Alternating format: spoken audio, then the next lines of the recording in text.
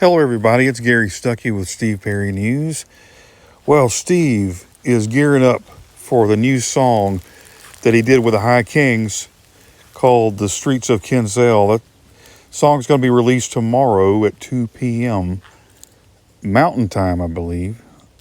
But yeah, we're getting excited about that, aren't we? I've been posting about it online, and the guys from the High Kings are excited, and they've been sharing clips and talking about it. And there's a couple of new interviews with Steve and Darren from the High Kings.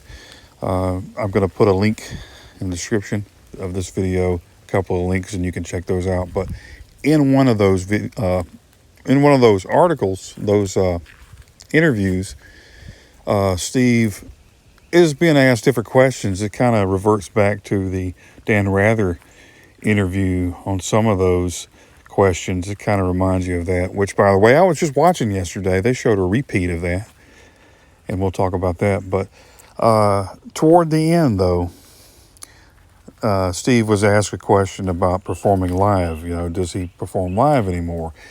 And he said it's been a while, since the Eels. Remember when he did a few shows with the Eels? And but he made it sound like, he's not doing that. He didn't sound too enthused about it, But then he was asked, would he join the guys on stage for this song when they play in the United States? And he said, you never know. You just never know. So, that's a true statement. You just never know. That's why people can't make these bold statements to say, this is never going to happen. He's never going to do this. Because you just never know. He probably didn't have plans with the Eels, but there's just something about being invited, I think, with those guys, and he's friends with those guys. And he really had a chance to get to know the lead singer, E, from the band, the Eels, and they probably spent a lot of time together, and that's because they're in the same location.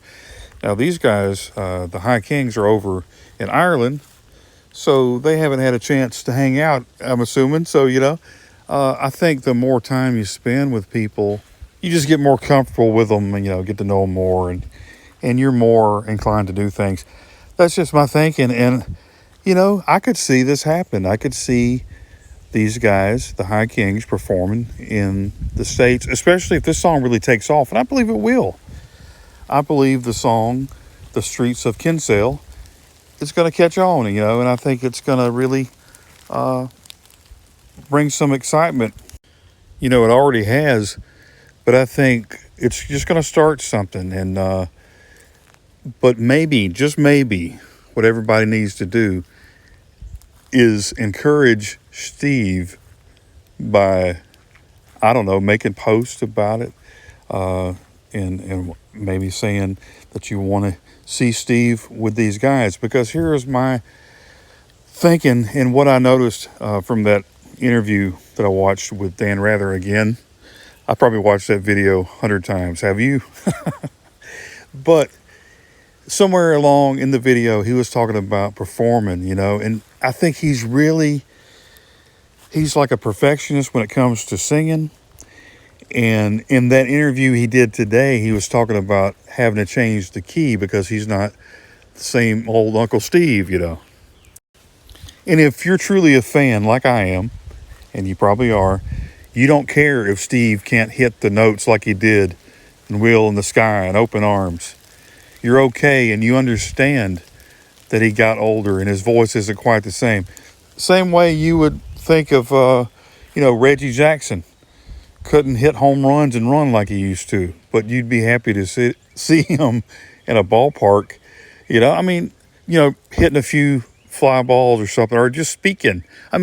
It's just fans are fans, and we don't expect Steve to be anything that he's not, But I think encouragement goes a long way. I think somehow he was encouraged by those guys. And I think that the High Kings really have done something here that's encouraging, putting Steve in a place where his song is kind of international And, he's getting recognized again. And not that he needs help, but I'm just saying it gives him that motivation because he's all the time helping other people, you know.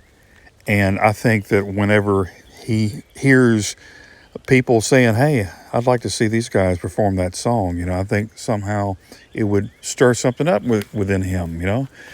Just like when he was talking with Eddie Trunk that time, he didn't realize, I don't think, how much the fans really cared. I mean, I think he did to a degree, but it just didn't click. It didn't register. So maybe somehow, some way, if everybody could let him know that, hey, it doesn't matter if you sing the same way you used to. That, sounds great to me, the way he sings now, And who's to say what he could sing, what his style could sing? It's a different world live as opposed to recording. Recording, you could fix errors. You could, if you hit a bad note, you could fix it, things like that. And it's kind of like jumping into the water. If it's been a long time, you haven't gone swimming, and then you're like, I don't know if I want to get into this water yet. I think he dove in with the eels, and I think now he's kind of like, in these days with all the negativity maybe on the internet and people are really critical, maybe that's just something he doesn't want to dive into, because he's a perfectionist and because of what people say. I could be wrong. But regardless, we're all fans of Steve and we appreciate whatever he does. I'm just glad he's recording music and he's got other projects. Looking forward to the new song out tomorrow with the High Kings. Did you pre-order and pre-save that song? I did. And looking forward to all his stuff. Dolly Parton, Open Arms, that version, their version of the Awesome Journey hit song. Looking forward to that and whatever he does, But hey, encouragement goes a long way. And I think everybody should tell Steve, we believe in you. We'll never stop believing. And that's the theme, I guess you could say.